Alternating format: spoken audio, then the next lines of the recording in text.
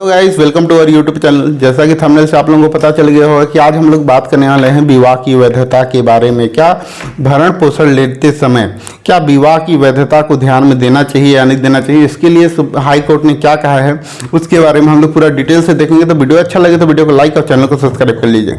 तो इस जो जजमेंट है उसमें ये कहा गया है कि घरेलू हिंसा अधिनियम की धारा 12 और सीआरपीसी दंड प्रक्रिया संहिता की धारा 125 के तहत अगर कोई भी मेंटेनेंस के लिए आवेदन लगाता है तो उसमें विवाह की वैधता के विषय में आप लोगों को देखने की जरूरत नहीं है, वो उसके बिना भी वहाँ पे भरण पोषण का आदेश दे सकते हैं। तो इसमें जो जजमेंट है इस बार उसके बारे में हम लोग देख लेते हैं कि उसमें हुआ क्या था।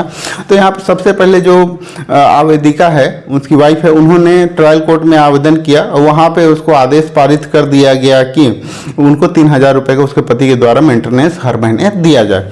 तो वो जो उनके हस्बैंड थे उन्होंने वहाँ के जो सेशन कोर्ट है वहाँ पर जाके अपील किया।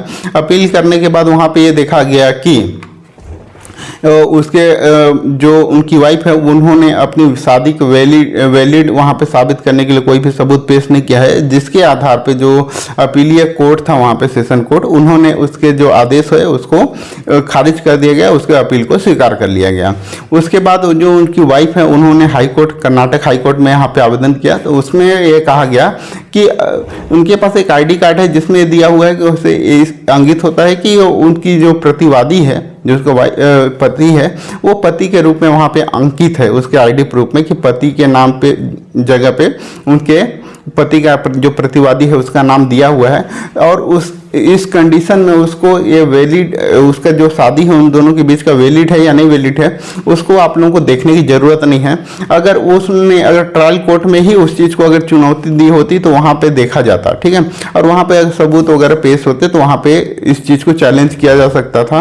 तो यहाँ पे हाई कोर्ट ने ये कहा कि अगर ट्रायल कोर्ट ने इस सब के सबूतों को ध्यान में रखते हुए अगर आदेश पारित किया हुआ है तो अपीलीय कोर्ट को ये राइट नहीं है कि वो उसकी वैधता के विषय में वो करे। अगर वो चाहे तो उसके सक्षम है या नहीं है भरण पोषण उसकी वाइफ, उसके संबंध में वहाँ पे आदेश पारित कर सकता है, लेकिन उसके विवाह की वैधता के विषय में वहाँ पे आदेश पारित नहीं किया जा सकता।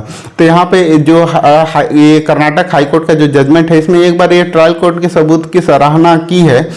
तो यहाँ पे भरण पोषण का आदेश पारित किया तो अपीलीय अदालत को तो संशोधित कर सकती है या यह कर पाया जाता है कि पत्नी खुद का भरण पोषण करने में सक्षम है और अलग कर सकती है।